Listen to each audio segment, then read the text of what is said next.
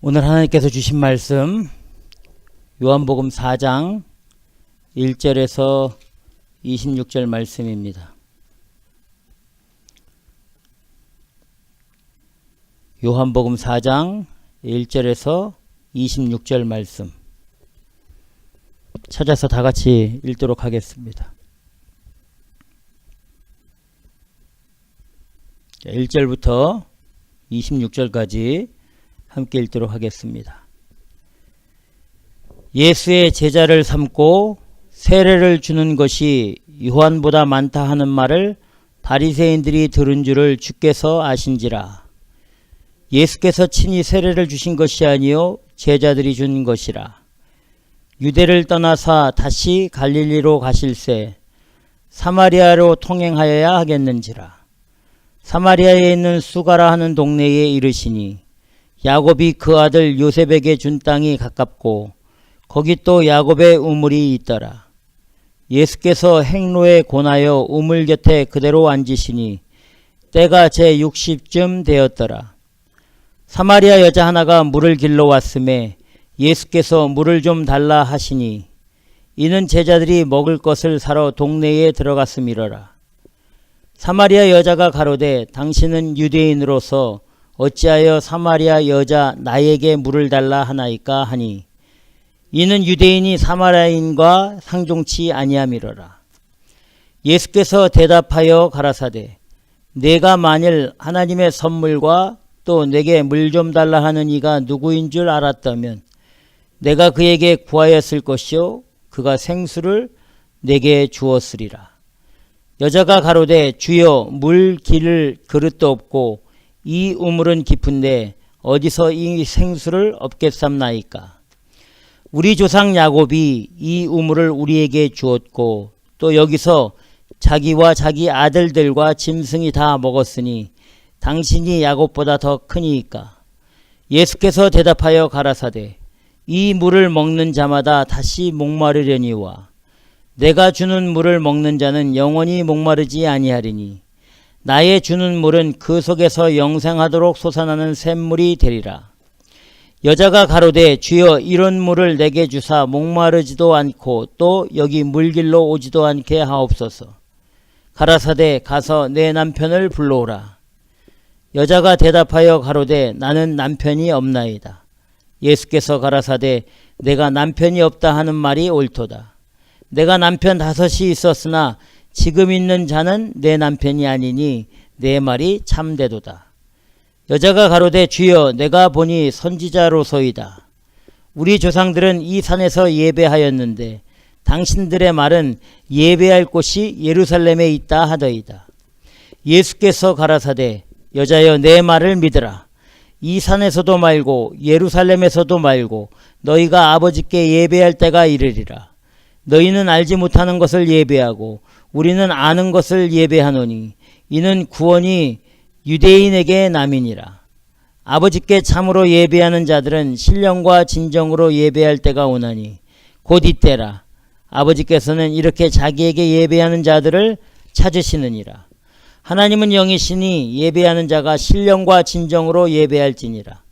여자가 가로되 메시아 곧 그리스도라 하는 이가 오실 줄을 내가 아노니 그가 오시면 모든 것을 우리에게 고하시리이다. 예수께서 이르시되 내가 말하는 내가 그로라 하시니라. 아멘. 기도하겠습니다.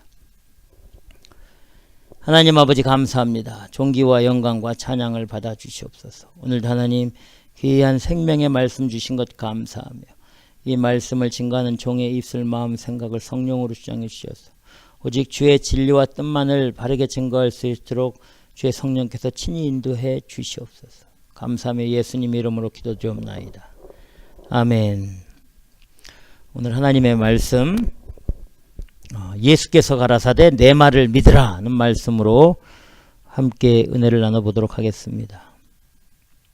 우리 예수님께서 요한복음 2장 13절 이하에서 예루살렘으로 들어가셨죠. 그래서 예루살렘 안에서 성전을 청소시키는, 성전을 정화시키는, 부패하고 타락한 예루살렘 성전을 완전히 다 뒤엎으시고 정화시킨 후에 예수님의 이 행적을 살펴볼 필요가 있습니다. 예수님은 예루살렘에 들어가신 후에 예루살렘에서 나오셔서 유대로 가시고 또 유대에서 갈릴리로 가시는 길에 오늘 본문에 사마리를 거쳐가는, 사마리아를 통과해서 가는 그 길에 나아가게 되셨던 겁니다. 보통 사람들이 유대에서 갈릴리로 갈 때에 그 중간에 사마리아 땅이 있는데 유대인들은 그 땅을 지나가지 않습니다. 만약에 그 땅을 지나가다가 사마리아인들과 대화하거나 그 사마리아인들과 부딪히거나 이런 일이 벌어지면 부정하게 된다고 느꼈고 확신했기 때문에, 그렇게 배웠기 때문에 가까운 길이지만 사마리아를 통과하면 갈릴리로 금방 갈 수 있지만 유대인들은 삥 돌아서 갈릴리로 갔습니다. 또 한 가지는 우리 예수님께서 예루살렘에 유대로, 유대에서 갈릴리로 점점점 예루살렘에서 멀리 나아가시는 것을 볼 수 있는 거죠. 점점점 넓은 곳으로, 먼 곳으로 나아가시는 예수님의 모습입니다. 거룩하다 하는 예루살렘에서 소외되고 버림받고 약하고 거룩하지 못한 곳으로 우리 예수님이 나아가는 겁니다. 사도행전 1장 8절에 뭐라고 말씀해 주셨습니까? 우리 예수님께서 우리에게 그 당시에 그 예수님이 승천하시기 바로 전에 너희에게 성령이 임하시면 너희가 권능을 받고 예루살렘과 온 유대와 사마리아와 땅끝까지 이르러 내 증인이 되리라, 이렇게 말씀해 주셨습니다.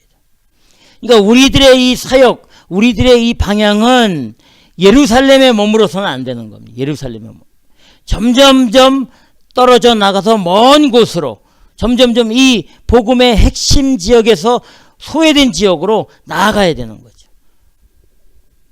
이게 우리 예수님의 이 모습이고 또 우리도 그 길로 나아가야 되는 겁니다. 우리 예수님이 가시는 곳곳에서 구원의 은혜와 치유와 회복의 그 능력이 나타나게 된 겁니다. 우리 예수님이 능력이 없어서 먼 곳으로 나가셨습니까? 그렇지 않죠. 우리 예수님은 어느 곳에서, 예루살렘 안에서 그냥 건물 하나 크게 져놓으면 가만히 앉아서 그냥 계시면 사람들이 수천 명, 수만 명, 수십만 명씩 몰려들 겁니다.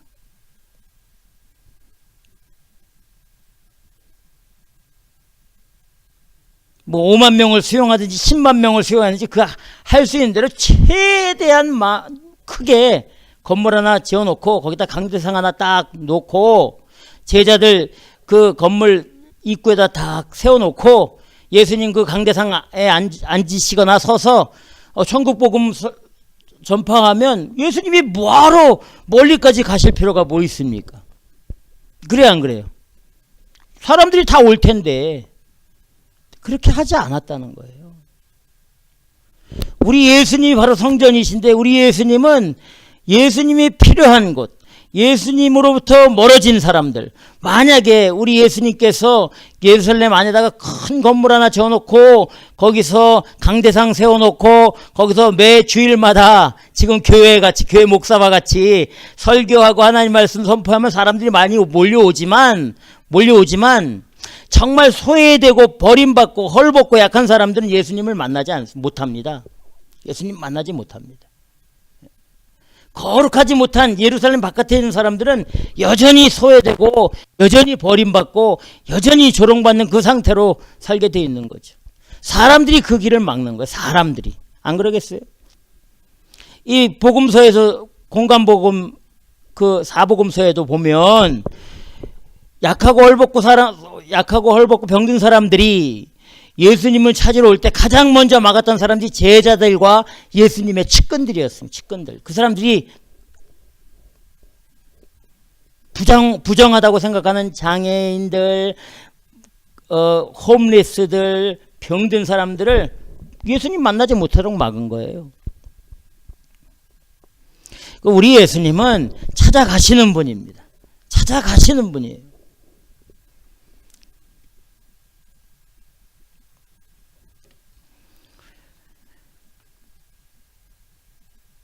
오늘 말씀에서도 사마리아에 있는 수가라는 작은 이 동네에 정말 누구도 만나주지 않고 누구도 이 대화의 상대로 여기지 않는 완전히 소외된 버림받은 거죠. 그 여인도 역시 사람들의 시선을 피하고 사람들 만나는 게 아주 부담스러운 거죠. 사람 만나면은 좋은 소리 안 듣고 조롱과 멸시 이런 소리를 들으니까 이 여인도 사람들을 피했습니다. 사람들의 시선을 피한 거예요. 그 동네 예수님이 만난 이 사마리아 우물가에서 만난 이 여인은 그 동네에서 완전히 소외된 이 손가락질 받는 여자였습니다.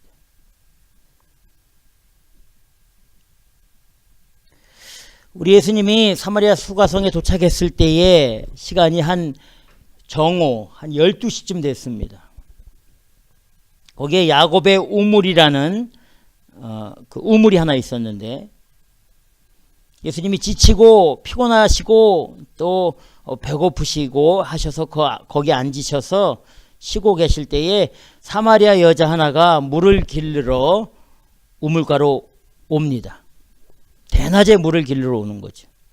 이스라엘은 그 낮 시간에는 그 가게 문도 닫습니다. 비즈니스 문을 닫아요. 너무 뜨거워서 사람들이 다니지 않으니까. 그래서 오전 시간이나 아주 늦은 오후 시간에 다시 문을 열고 장사하거나 또 사람들이 볼일을 봅니다. 이 대낮에 사람들이 다니지 않는 이 대낮에 물을 길러 오는 이 여자는 사람들의 눈을 피해서 온 여자입니다. 그 여인에게 우리 예수님이 앉아 계시다가 그 여인에게 물 좀 달라, 나에게 마실 물 좀 달라 이렇게 묻습니다. 부탁을 합니다.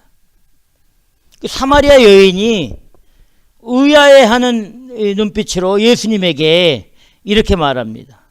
오늘 본문 요한복음 4장 9절 우리 다 같이 한번 읽어보겠습니다. 요한복음 4장 9절 시작.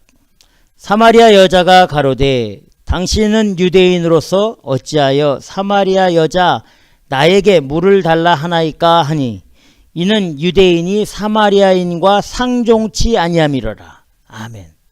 아주 상종을 하지 않았습니다. 사람 취급을 안 한 거죠. 유대인들이 사마리아에 있는 사람들을 아주 사람 취급을 안 했습니다. 개로 여겼습니다. 개.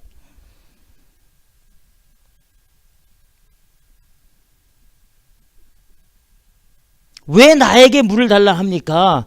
보아하니까 당신은 유대인 선생 같은데 당신네들은 우리 이 더러운 이 사마리아인들하고는 아예 상종도 하지 않는데 왜 나한테 물을 달라 합니까? 우리 예수님께서 그 여인에게 이렇게 말씀해 주십니다. 자, 요한복음 4장 10절에 우리 다 같이 읽겠습니다. 시작. 예수께서 대답하여 가라사대 내가 만일 하나님의 선물과 또 내게 물 좀 달라 하는 이가 누구인 줄 알았다면 내가 그에게 구하였을 것이요 그가 생수를 내게 주었으리라. 아멘. 네가 만일 하나님의 선물 그 선물과 또 지금 너에게 물 좀 달라 하는 내가 누구인 줄 알았다면 이렇게 말씀해 주시고 있습니다. 하나님의 선물인 내가 너에게 지금 물 좀 달라 하고 있다 이렇게 말하고 있는 거예요. 하나님께서 나를 너의 선물로 보냈다 이렇게 말씀해 주시는 거예요. 쉽게 말하면 내가 너의 선물이다 이렇게 말씀해 주시고 있는 겁니다. 나에게 네가 지금 뭔가를 구하였으면 내가 너에게 생수를 주었을 것이다 이렇게 말하는 거예요. 생수. 예수님이 말하는 이 생수는 리빙 워터입니다. 우리 영혼을 살리는 이 물을 말하는 겁니다. 예수 그리스도가 최고의 선물인 줄 믿으시기 바랍니다. 우리가 예수 그리스도를 딱 영접한 순간에 우리는 하나님의 최고의 선물을 받은 사람들입니다. 하나님이 세상을 이처럼 사랑하사 독생자를 주셨으니 이는 저를 믿는 자마다 멸망치 않고 영생을 얻게 하려 하심이라. 아멘. 예수 그리스도를 이 세상에 선물로 보내주셨는데 그 선물이 뭐냐면 멸망당하지 않고 영생을 얻는 그런 은혜의 선물을 주신 줄 믿으시기 바랍니다. 예수님은 지금 다 쳐다보지도 않고 버림받은 이 여자가 사실은 6번째 남편과 살고 있었던 여인입니다. 5번째 남편과 헤어지고 6번째 남편과 살고 있었는데 이 여자가 지금 살고 있는 6번째 남편에게도 만족함을 얻지 못하는 거예요. 만족함을. 예수님이 뭐라고 말씀해 주시냐면 6번째 남편도 네 남편이 아니다 이렇게 말씀해 주십니다. 육체의 정욕과 이 이생의 이 정욕을 채울 수 없습니다. 그러니 6번째 남편과 살고 있으면서도 만족하지 못하는 이 여인을 그 사마리아에 있는 사람들조차도 싫어했던 겁니다. 그러니까 예루살렘 사람들, 이 유대인들이 싫어하는 사마리아인들 중에서도 그 사마리아인 가운데서도 싫어하는 그 사람이 바로 이 여인이에요. 그러니까 이 여자는 아주 뭐라 그럴까요? 이 사람이 아닌 거예요. 사람이 아닌 거예요.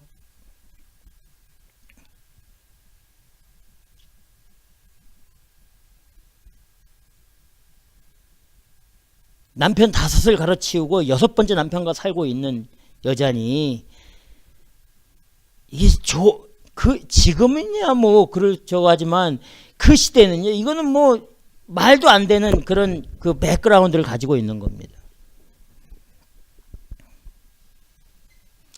이런 여인 하나를 만나시기 위해서 예수님은 예루살렘에서 유대에서 갈릴리로 가는 그 길에 사마리아를 일부러 통과해서 지나가신 겁니다. 그리고 우물가에서 기다리고 계셨던 겁니다. 이 여인이 매일같이 물을 길러 오는 그 시간에 예수님은 미리 가서 기다리고 계시고 그 여인에게 내가 하나님의 선물이다 이렇게 말하고 있는 겁니다. 네가 만족하지 못하고 네가 갈급해하는 그것을 채우고 해결하기 위해 하나님이 나를 너에게 보냈다 이렇게 말씀해 주시고 있는 겁니다. 최고의 선물입니다. 예수 그리스도. 우리가 이 땅 가운데서 무슨 생일 선물이니 졸업 선물이니 뭐 승진 선물이니 선물과 상을 다 받잖아요. 그 선물과 그 상들을 통해서 이 죄사함이나 구원의 은혜나 영원한 생명을 얻을 수 있다면 그것이 더 큰 선물이죠. 그러나 이 세상의 것으로는 어느 것도 죄사함이나 영생이나 구원을 줄 수 없습니다. 그래서 그거를 하나님의 선물이라고 말하면 안 되는 겁니다. 물질적인 것으로 하나님의 선물이라고 말하면 되지 않는단 말입니다. 하나님의 선물은 예수 그리스도. 하나님의 축복은 예수 그리스도입니다. 하나님의 은혜는 죄사함과 구원의 은혜입니다. 이게 우리의 답니다. 절대 여러분들의 귀에다 대고 하나님의 물질의 축복을 받으라, 뭐 성공의 축복을 받으라, 뭐 어떤 직장의 축복을 받아, 무슨 뭐 사업의 축복, 이거는 여러분 전부 다 여러분을 속이는 겁니다. 속이는 거. 하나님께서는 그런 것으로 우리에게 선물을 주시지 않습니다. 영이시기 때문에 우리가 나중에 살펴보겠지만. 그래서 성경에 보면 하나님의 선물을 이렇게 말합니다. 에베소서 2장 8절에 너희가 그 은혜를 인하여, 2장 8절 이전에 무슨 얘기가 나오냐면 예수 그리스도 십자가에 죽으시고 부활하심으로 우리가 영원한 생명을 얻고 죄사함의 은혜를 입었다. 그 말씀을 계속하시면서 에베소 2장 8절에 너희가 그 은혜를 인하여, 십자가의 은혜를 인하여, 보혈의 은혜를 인하여 믿음으로 말미암아 구원을 얻었나니 이것이 너희에게서 난 것이 아니요 하나님의 선물이라. 아멘. 예스. 하나님의 선물은 십자가의 은혜, 죄사함의 은혜, 보혈의 은혜, 믿음의 은혜, 구원의 은혜, 영생의 은혜, 이게 하나님의 선물입니다.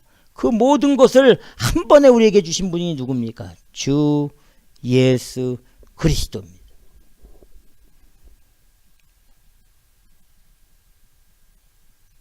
로마서 5장 15절 한번 찾아보겠습니다. 로마서 5장 15절 뭐라고 말씀하십니까?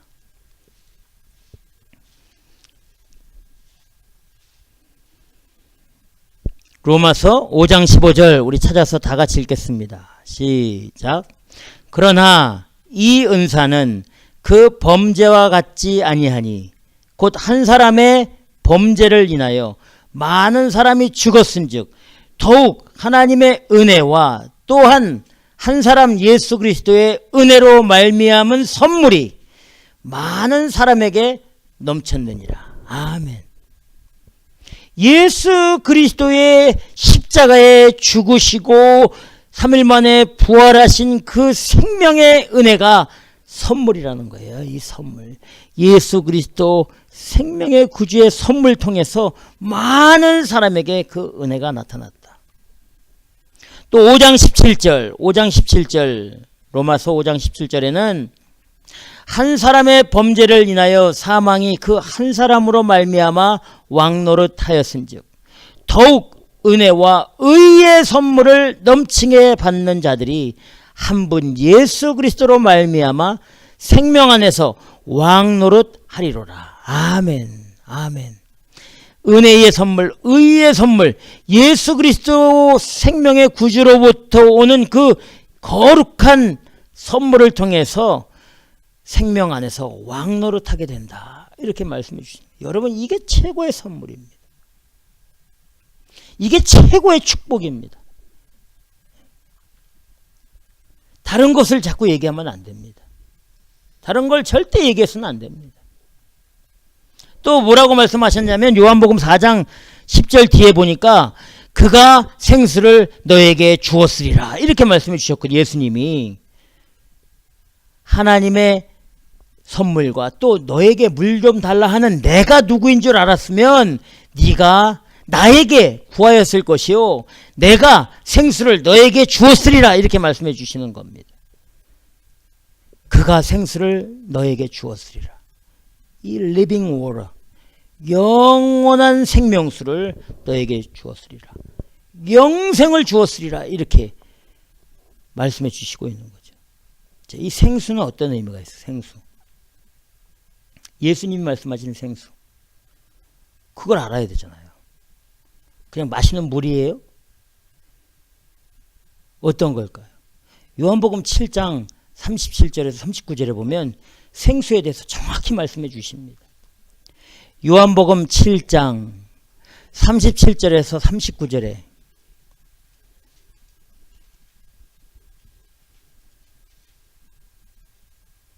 자, 우리 찾아서 다 같이 읽도록 하겠습니다. 시작. 명절 끝날 곧 큰 날에 예수께서 서서 외쳐 가라사대 누구든지 목마르거든 내게로 와서 마시라. 나를 믿는 자는 성경의 이름과 같이 그 배에서 생수의 강이 흘러나리라 하시니 생수의 강이 흘러나리라 하시니 이는 그를 믿는 자의 받을 성령을 가리켜 하신 말씀이니라. 예수께서 아직 영광을 받지 못하신 거로 성령이 아직 저희에게 계시지 아니하리라. 아멘. 생수는 누구를 의미해요? 성령을 의미하는 성령. 지금 우리 예수님은 하나님의 선물인 나와 이제 네가 나에게 메시아 그리스도이고 하나님인 줄 알면 나에게 네 영과 네 육의 문제를 회복시켜주고 고쳐달라고 간구했으면 내가 너에게 성령으로 치유하고 회복하는 은혜가 나타날 것이다. 생수를 줄 것이다. 이렇게 말씀해 주시고 있는 겁니다.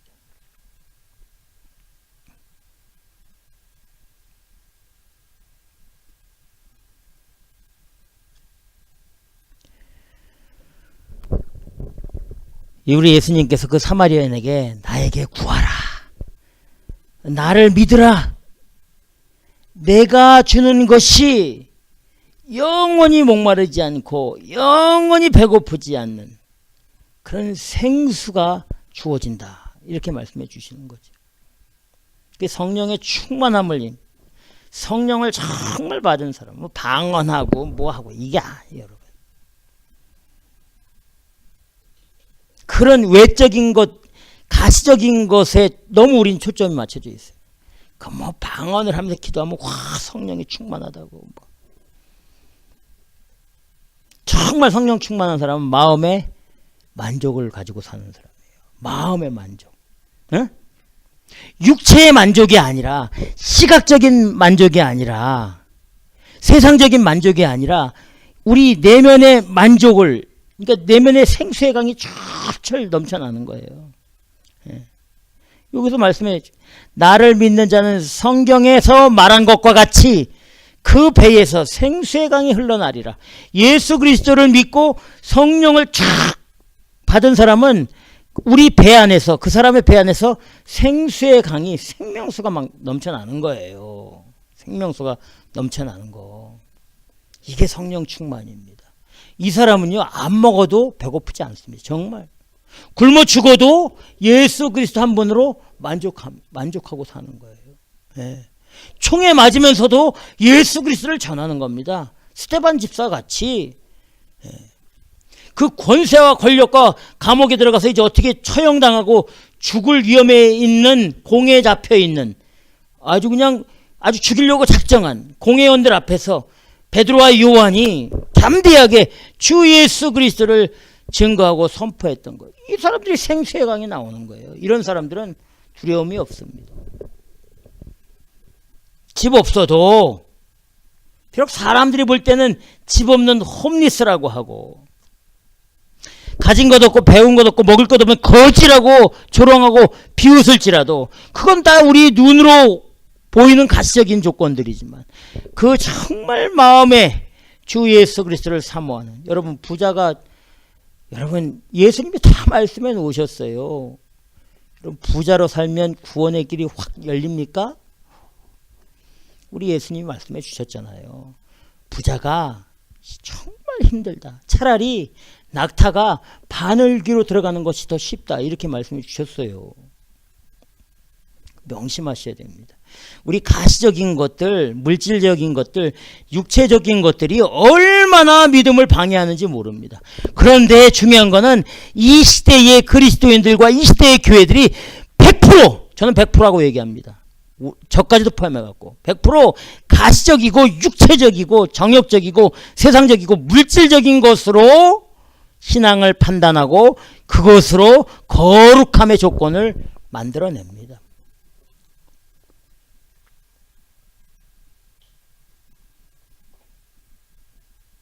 근데 이렇게 우리 예수님께서 이 생수, 내가 바로 하나님의 선물이야. 내가 성령을 너에게 줄 수 있어. 네가 아주 거룩한, 지금 사람들이 너를 정말 조롱하고 멸시하고 사람 취급도 안 하지만 그렇지 않아. 나를 믿어. 나를 의지해. 나에게 간구해. 나에게 기도해. 그러면 내가 너에게 다 줄 수 있어. 뭘 주느냐? 영원한 생명수를 줄 수 있어. 영생을 줄 수 있어. 그 생명수는 목마르지도 않고 배고프지도 않고 영원히 갈증을 느끼지 않아. 최고의 만족을 얻을 수 있는 바로 그것이 내가 너에게 주는 생수야. 이렇게 예수님이 말씀을 해 주신 겁니다. 근데 이 여자가 오늘 본문 4장 11절 12절에서 뭐라고 말씀하냐면 여자가 가로되 주여 물 기를 그릇도 없고 이 우물은 깊은데 어디서 생수를 얻겠삼나이까. 우리 조상 야곱이 이 우물을 우리에게 주었고 또 여기서 자기와 자기 아들들과 짐승이 다 먹었으니 당신이 야곱보다 크니까. 이렇게 예수님에게 질문하는 거예요. 이게 무슨 말입니까 도대체 이게. 내가 그렇게 좋은 물을 지금 어떻게 기를 수 있습니까? 당신이 말한 그 생명수를 어떻게 구할 수 있습니까? 당신이 우리 조상 야곱보다 더 큰 사람입니까? 이게 무슨 말이에요? 그 우리 조상 야곱은 우리들을 위해서 이 좋은 우물을 파가지고 자자손손이 지금까지 여기서 물을 길러서 먹을 수 있도록 우리에게 은혜를 베풀었는데, 야곱의 우물이니까 당신은 우리에게 해준 게 뭐 있습니까? 이렇게 말하는 거예요. 우리 예수님은 그 여자에게 영적인 그런 그 미닝으로 말씀하셨는데, 이 여인은 그 예수님의 말씀을 육적인 것으로 다시 받아서 예수님에게 말하는 겁니다.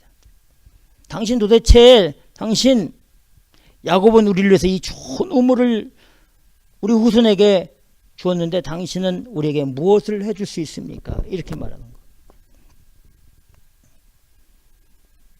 쉽게 말하면 이겁니다. 니고데모가, 예수님이 니고데모에게 사람이 거듭나야 하나님의 나라를 볼 수 있고 하나님의 나라에 들어갈 수 있다.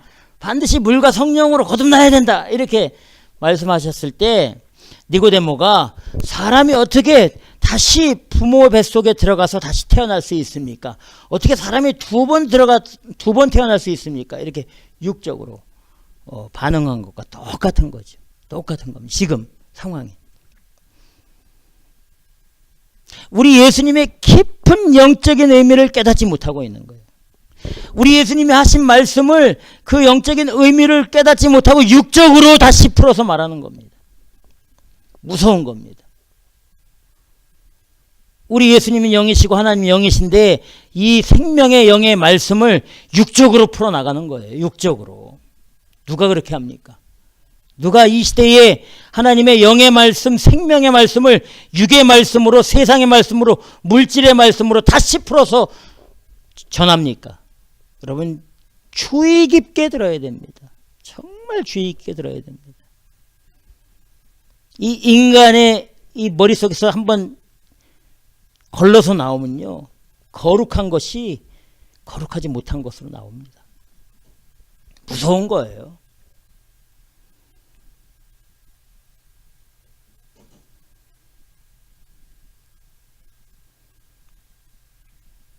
이걸 분별할 수 있어야 되는데 이게 분별할 수가 없죠. 성령으로 충만함을 입어야지 이게 진짜 진리인지 아니면 이 하나님의 말씀을 세상적으로 섞어서 말하는지, 이게 정말 생명의 말씀인지 아니면 이것이 인간적이고 육체적이고 정욕적인 말씀인지 이게 분간이 되는데, 이 일반 보통 이 성도들은 몰라요. 그게 다 그런지 알죠.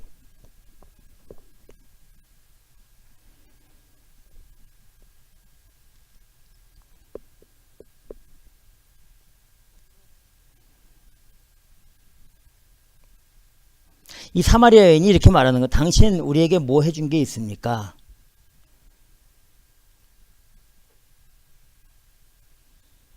우리 예수님이 사마리아 여인에게 다시 말씀해 주십니다. 오늘 본문 요한복음 4장 13절 14절. 자, 우리 다 같이 읽겠습니다. 시작. 예수께서 대답하여 가라사대 이 물을 먹는 자마다 다시 목마르려니와 내가 주는 물을 먹는 자는 영원히 목마르지 아니하리니 나의 주는 물은 그 속에서 영생하도록 솟아나는 샘물이 되리라. 아멘. 아멘. 이 야곱의 우물이 그 야곱 때부터 지금까지 쭉 내려오는 우물이기는 하지만 이 우물을 마시는 사람은 다시 이 물을 길러러 계속해서 반복해서 이 물을 길렀지만, 내가 주는 물을 마시는 자는 영원히 목마르지 않는데 그 물은 그 속에서 영생하도록 솟아나는 샘물과 같은 물이다. 이렇게 말씀해 주시고 있는 거예요. 우리 안에 예수 그리스도를 믿는 믿음 가운데 나타나는 그 은혜와 충만함은 매일매일 새롭게 솟아나는 줄 믿으시기 바랍니다. 매일매일 여러분.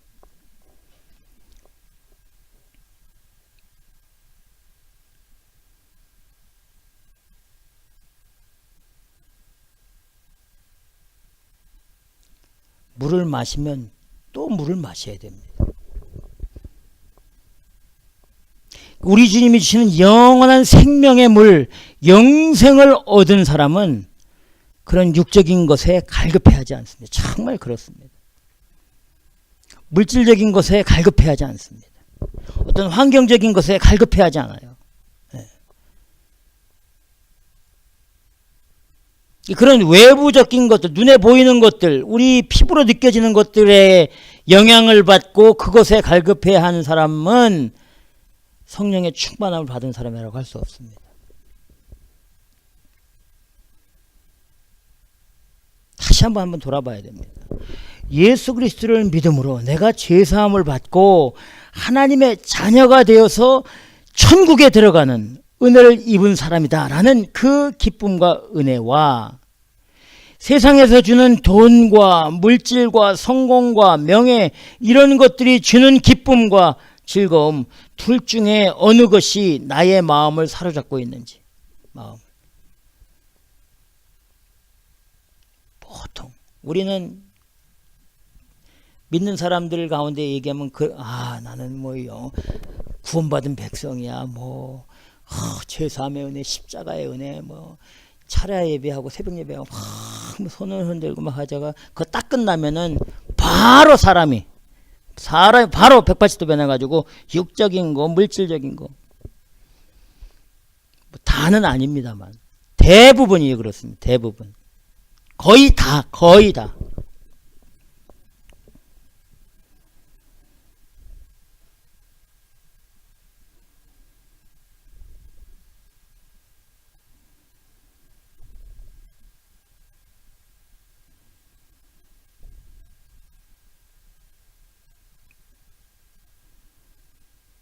우리 예수님께서 이제 그 사마리아 여인에게 뭘 다시 말씀해 주냐면 네가 지금 진짜 이 갈증을 느끼고 있고 만족하지 못하는 거는 네 마음의 문제다. 네 마음의 문제. 너의 삶의 문제다. 이렇게 말씀해 주시는 거예요. 그리고 뭐라고 말씀해 주시냐면 4장 16절에 가서 내 남편을 불러오라 이렇게 말씀해 주시는 겁니다. 이 여인이 나 남편 없습니다. 예수께서 그래 네가 남편이 없다 하는 말이 옳도다 하시면서 4장 18절에 네가 남편 5이 있었으나 지금 있는 자는 내 남편이 아니니 내 말이 참되도다 이렇게 말씀해 주시는 거예요. 우리 예수님이 이 여인의 백그라운드를 다 알고 있는 겁니다. 그 마음과 속속들이를 다 알고 계시는 거예요. 이 여인이 어디서 태어나고 어떤 성장 과정을 통해서 어떤 이 세상의 풍파를 가지고 인생사례가 어떤지를 우리 예수님 다 알고 계시는 거예요. 지금 그걸 정확하게 말씀해 주시는 거예요.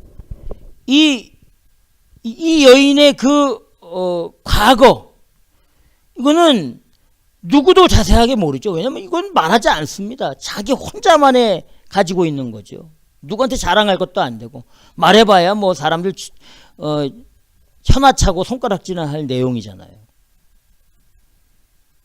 그런데 우리 예수님이 자신의 그 모든 숨겨진 비밀 말하고 싶지 않은 것들을 다 말씀해 놓으시니까 이 여자가 그냥 깜짝 놀라는 거예요.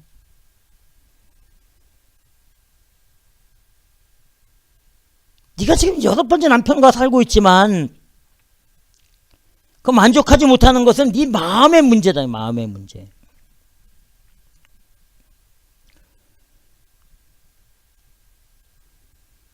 이 여자가 그 모든 자기의 개인적인 그런 것들을 다 말씀하시는 예수님을 보고 여인이 가로되 주여 내가 보니 당신은 선지자 중에 한 명입니다. 이렇게 고백을 하는 겁니다.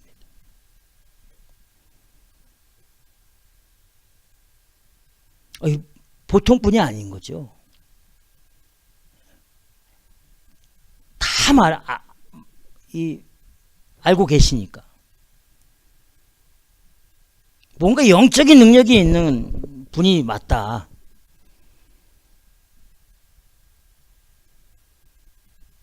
그래서 이 여인이 이제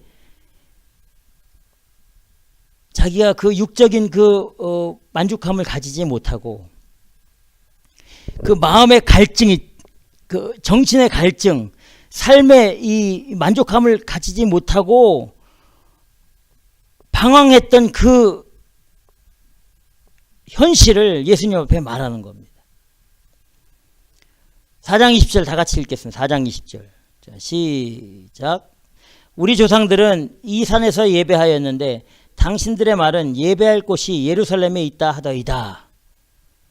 자, 이 말이 무슨 말이냐면, 내가 내 이 육적인, 내 환경적인, 내 이 개인적인 인생의 그 여러 가지 문제들을 가지고 이 산에서 사마리아 성에 있는, 사마리아 이 지역에 있는 예배처소에서 예배를 드리고 있는데, 사람들은 여기보다 예루살렘 성에 있는 성전에서 예배 드려야 응답을 받고 은혜를 받고 회복되어지고 치유된다. 거기가 진짜 거룩한 곳이기 때문에 그렇다. 이렇게 말한다는 겁니다.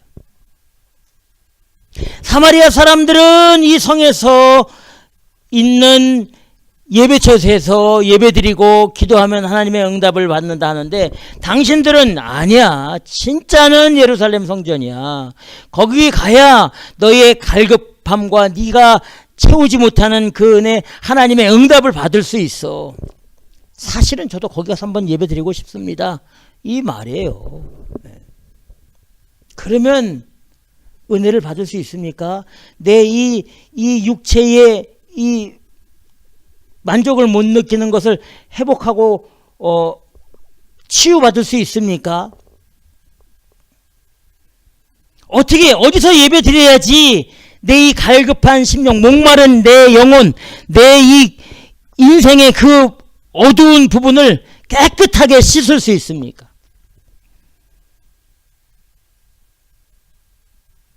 씻어지지가 않죠. 씻어지지가 않아요. 우리들의 그 잘못된 부분들이 있잖아요. 잘못된 부분들. 우리들의 그 연약한 부분들은 평생 갑니다. 제가 예수 믿기 전에 그런 인간적이고 육체적인 실수나 어떤 죄나 이런 것들이 늘 내 마음 가운데 늘 남아 있었어요. 나를 사로잡아요. 그래서 그런 죄와 그런 이 약점과 그런 연약함이 나를 막 꽉 붙드는 거예요. 그래서 결정적일 때 저를 움직이지 못하도록 막 잡아요. 그렇습니다. 잘 모르지? 그런 게 있어요. 꽉 잡아. 예수 믿기 전에. 그러니까 그걸 풀기 위해서 어떻게 합니까? 예수 믿지 않는 사람들은 술 마시는 거예요. 술. 잊어버리기. 술 마시는 거예요. 신세한탄한 담배 피는 겁니다. 에이, 모르겠다 하고 그냥 세상 흐름에 따라 여행도 다녀보고 또 취미생활도 이것저것 해보고 막 하는 거예요. 그 잊어버리게 도박도 하고, 그거 안 되니까 마약하고 하는 거예요. 막. 그 죄의 그 성질, 그것이 다시 더 큰 죄를 만들게, 꽉 발목을 붙였습니다. 무능력하게 만들어요. 아주. 해결이 안 돼요. 술을 뭐 계속 먹어봐 해결이 안 돼요, 여러분. 술 먹으면 또 미스테이크 일어나고, 아침에 일어나면 이게 뭔가 허탈해지고. 여러분, 마약하는 사람들이 마약할 때는요 굉장히 액티브하고 굉장히 이게 하지만 마약을 안 하면요 그 방 구석에서 꼼짝도 안 하고 있습니다. 무능력해지는 거예요. 이 죄가 우리를 그렇게 만들어요. 죄가 해결이 안 돼요. 절대 해결되지 않습니다. 여러분, 한번 생각해 보십시오. 예수 믿기 전 그 삶을 해결할 수 있었는가 한번 생각해 보십시오. 계속 우리의 꼬리표로 남아 있습니다. 그런데 예수를 믿고 난 다음부터는 그 꼬리표를 잘라낼 수 있게 된 겁니다. 그거를. 그런 죄와 연약함과 악한 것들이 나를 사로잡고 있었던 그것들이 탁 잘라낼 수 있는 거죠. 잘라내 주신 겁니다. 이게 이 복음의 능력이에요. 이게 예수 그리스도의 능력입니다. 그것들이 어느 순간마다 나를 탁 잡으려고 올 때 주 예수, 내 안에 있는 성령이 그것이 내 안으로 오지 못하도록, 내 인생, 믿음의 인생 안으로 들어오지 못하도록 탁 차단을 해내는 겁니다. 성령이 보호하시는 거죠. 깨어있고 말씀 가운데 있고 믿음의 길로 가면 그런 은혜가 나타난다는 거예요. 이 여인도 그런 자신의 육적인 만족하지 못하는 것, 그런 자신의 영적인 그런 만족하지 못하는 것들을 도대체 어디서 해결할 수 있습니까? 여기서 아무리 예배 드려도 안 될 것 같고, 저 예루살렘 성에 가서 한번 예배 한번 드려보고 싶은데 거기 가면 됩니까? 거기 가면 내 그 모든 것 해결될 수 있습니까? 이렇게 예수님한테 말하는 거죠. 우리 예수님께서 그 여인에게 이렇게 말씀해 주십니다. 자, 우리 요한복음 4장 21절 다 같이 읽겠습니다. 요한복음 4장 21절 시작. 예수께서 가라사대 여자여 내 말을 믿으라. 이 산에서도 말고 예루살렘에서도 말고 너희가 아버지께 예배할 때가 이르리라. 아멘. 내 말을 믿으라. 이렇게 말씀해 주시고 있습니다. Believe me. Believe me. 예수 그리스도를 믿어야지 뭐가 되는 거예요. 예수 그리스도를 믿어야 첫 번째 조건이 이겁니다. 그럼 어떤 예수님의 말씀을 믿어야 됩니까? 이 여인에게. 이 사마리아에서 드리는 예배처소도 아니고 저기 예루살렘에서 드리는 예루살렘 성전에서 드리는 예배 그 성전도 아니고 아버지께 정말 예배할 때가 그때가 있는데 이 내 말을 꼭 믿어라. 이렇게 말씀해 주시는 거예요.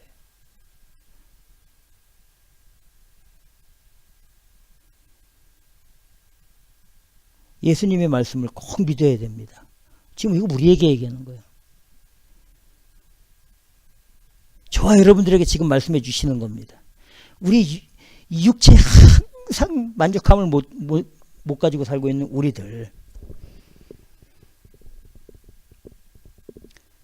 내 인생에 정말 풍족함을 채우지 못하는 우리들, 내 영혼에 충만한 은혜가 늘 부족한 우리들에게 우리 예수님이 뭐라고 말씀하냐면 내 말을 좀 믿어라. 나를 좀 믿어라. 이렇게 말씀해 주시고 있는 거예요.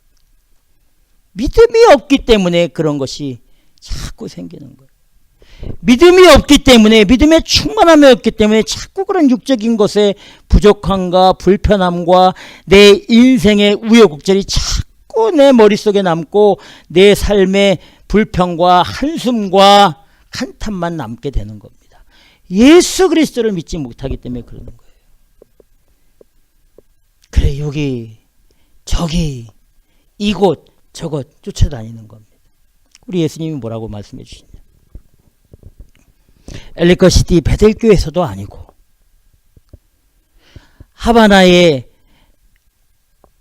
빌립보 교회도 아니고 버지나의 중앙장로교회도 아니고 여의도의 순복음교회도 아니고 강남의 사랑의 교회도 아니고 엘리커시티의 초신교회도 아니고 정말 하나님 앞에 예배할 때가 이를 때가 있다.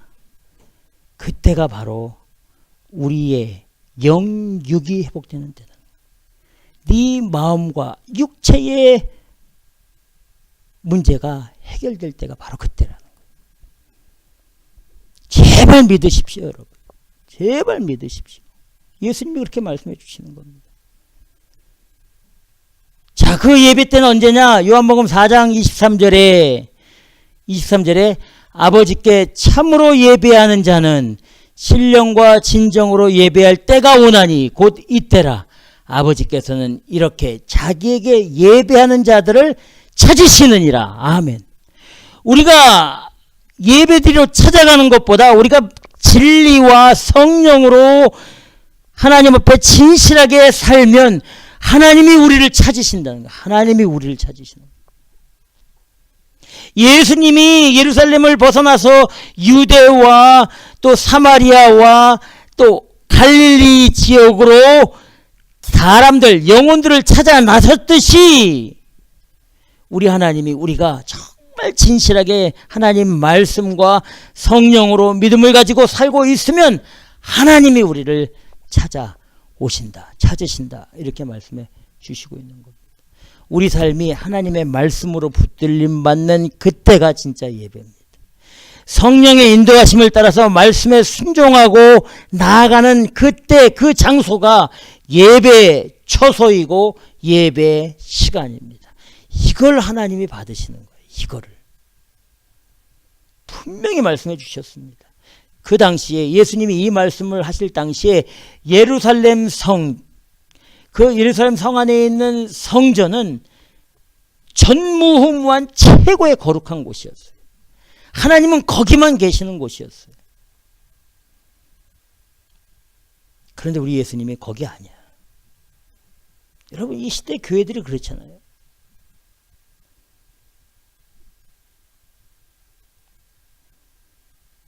어느 교회에 가면 거기가 하나님이 계신 곳이다. 어디 교회에 가면 거기 하나님의 축복이 임한다. 어디 교회에 가면 응답받는다. 어디 부흥회 가면 치유와 회복이 일어난다. 여러분, 다 거짓말이에요. 다 거짓말. 사람 따라다니면 안 돼요. 예수님이 말씀해 주시잖아요. 지금 우리에게 제발 벨레붐이 나를 믿어. 나를 믿어. 내 말을 좀 들어.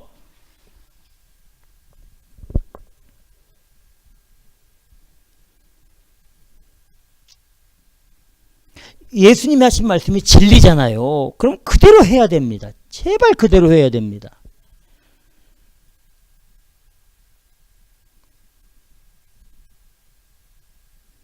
자꾸 어디가, 또 어느 교회가, 어디 부흥회가, 어디 무슨 잔치가, 어디 무슨 예수 초청 잔치가, 이런 데가 뭐 어쩌고 여러분, 절대 그렇지 않습니다. 여러분들의 마음, 여러분들의 삶, 여러분들의 생각이 과연 어떤 것으로 있느냐, 그거에 따라서 여러분들이 진짜 예배자인지, 진짜 예배를 드리고 있는 사람인지, 이게 나타나는 거예요.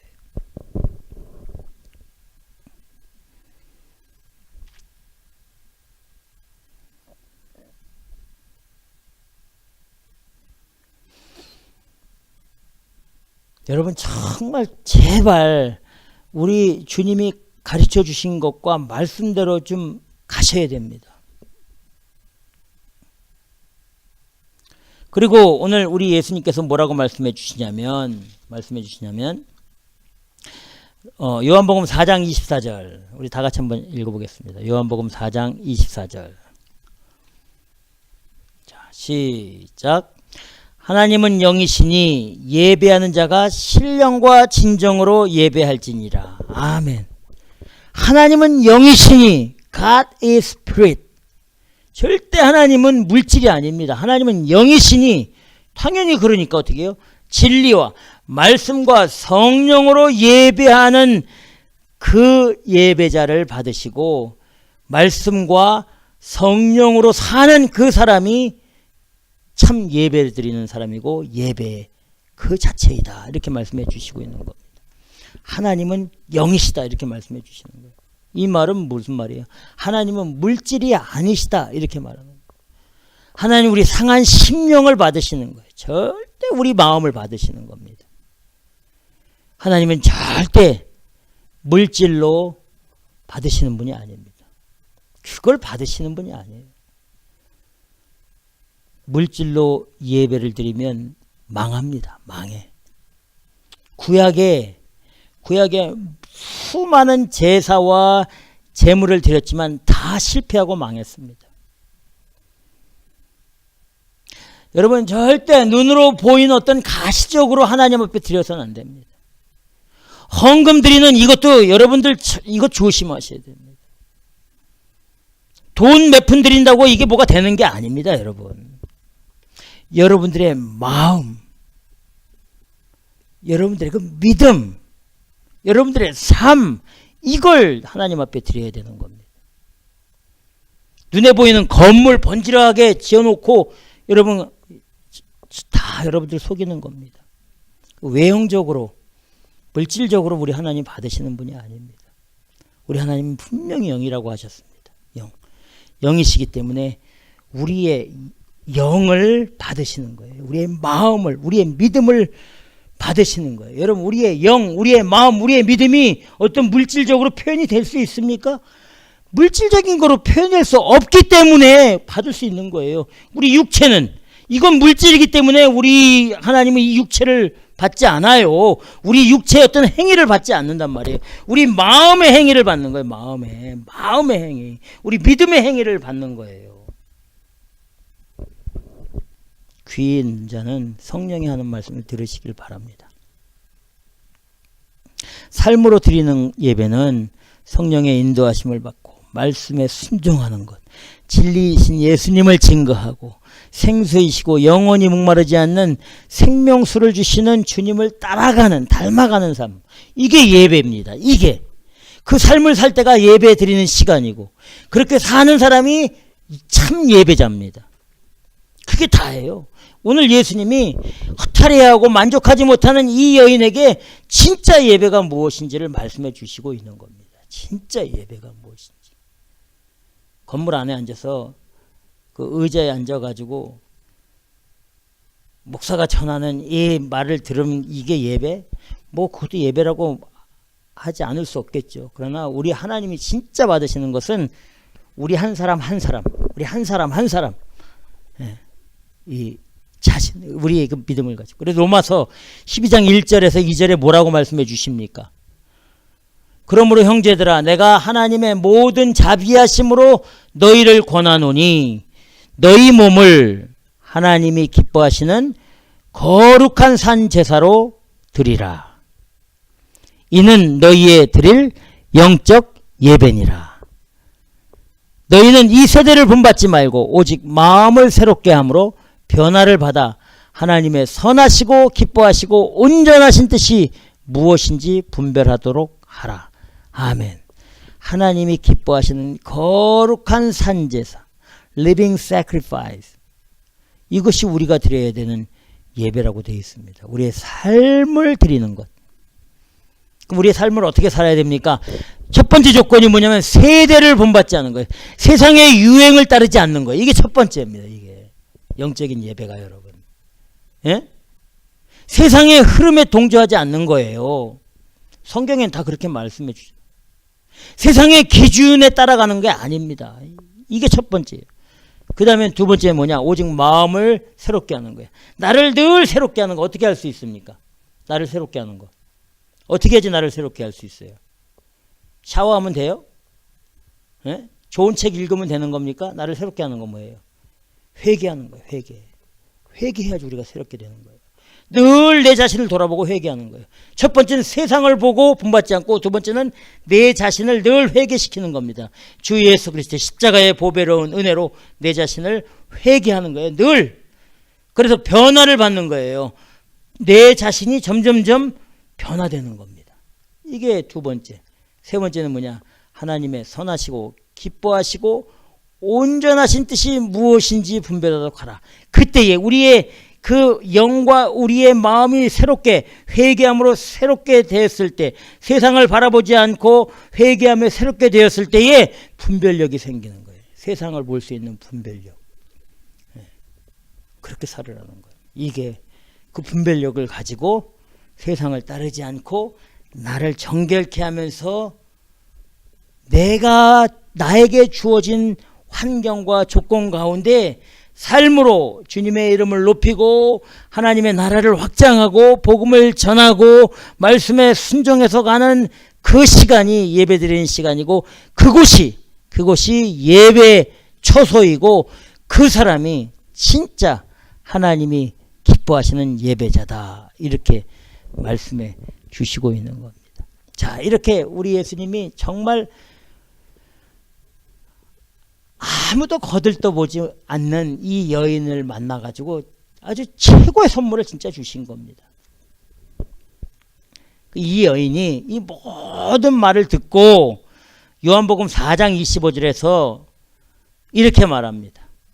여자가 가로되 메시아 곧 그리스도라 하는 이가 오실 줄을 내가 아노니 그가 오시면 모든 것을 우리에게 구하리이다.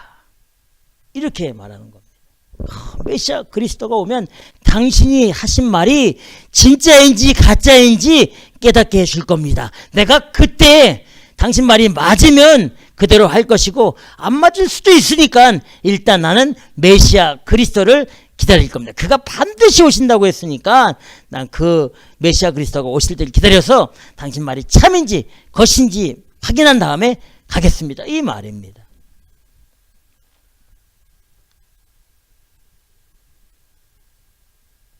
우리 예수님이 뭐라고 말씀하셨을까요? 자, 다 같이 요한복음 4장 26절 우리 다 같이 읽겠습니다. 시작. 예수께서 이르시되 내게 말하는 내가 그로라 하시니라. 아멘. 나야. 내가 메시아야. 내가 그리스도야. 이렇게 말씀하는 겁니다. 네가 기다리는 메시아 그리스도 그가 바로 나야. 이렇게 말해 주시고 있는 겁니다.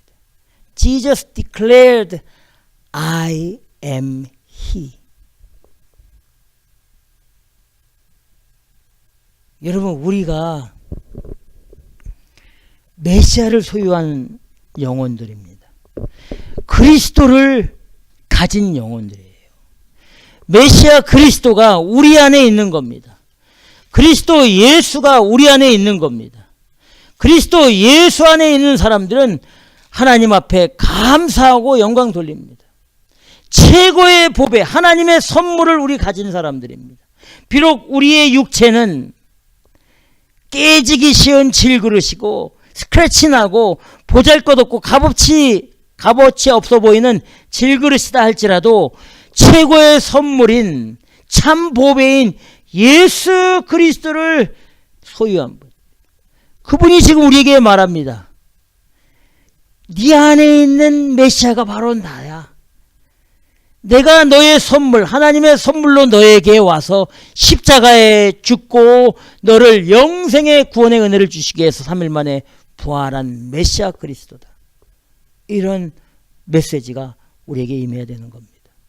고린도서 4장 7절 이하에 이렇게 말합니다. 우리가 이 보배인 예수 그리스도를 질그릇에 가졌으니 이는 능력이 심히 큰 것이 하나님께 있고 우리에게 있지 아니함을 알게 하려 함이라. 우리가 사방으로 우겨쌈을 당하여도 쌓이지 아니하며 답답한 일을 당하여도 낙심치 아니하며 핍박을 받아도 버림받지 아니하며 거꾸로 트림을 당하여도 망하지 아니하고 우리가 항상 예수 죽인 것을 몸에 짊어짐은 예수의 생명도 우리 몸에 나타나게 하려 함이라. 우리 산자가 항상 예수를 위하여 죽음에 넘기움은 예수의 생명이 또한 우리 죽을 육체에 나타나게 하려 함이니라. 아멘. 아멘. 우리가 예수를 죽인 것을 항상 마음에 가지고 살아야 됩니다. 우리 몸에 짊어지고 살아요. 예수님이 왜 죽었는지, 내 죄 때문에 예수님이 죽으신 겁니다. 내가 예수 그리스도를 십자가에 못 박은 거예요. 우리 예수님은 내 죄를 용서하시기 위해서, 나를 구원하시기 위해서 우리가 예수 그리스도를 십자가에 못 박을 때에 예수님은 기꺼이 십자가에 못 박히신 분이십니다. 이걸 늘 기억하고 살아야 됩니다. 내 죄, 내 허물 때문에 하나님이신 예수 그리스도께서 십자가에 죽으시고 그 참보배이시고 하나님의 선물이신 그 예수 그리스도께서 내 안에 계셔서 정말 깨지기 쉽고 값어치 없고 상처받기 쉬운 그 질그릇인 내 안에서 나를 강하게 만들어 주시고 나에게 능력을 주시고 나를 든든하게 세워주시기 위해 이 약한 내 안에 계시다는 이 사실을 꼭 기억하시고, 그분이 바로 메시아이십니다. 그분이 바로 하나님이십니다. 그분이 바로 저와 여러분들을 구원하신 생명의 구세주인 줄 꼭 믿으시고 예수님을 따라서 예수님의 증인으로 신실하게 말씀과 성령의 인도하심으로 믿음을 가지고 하나님 앞에 진실한 예배자로, 진실한 하나님의 성전으로 나아가 축복받으시기를 주님의 이름으로 축원합니다. 기도하겠습니다.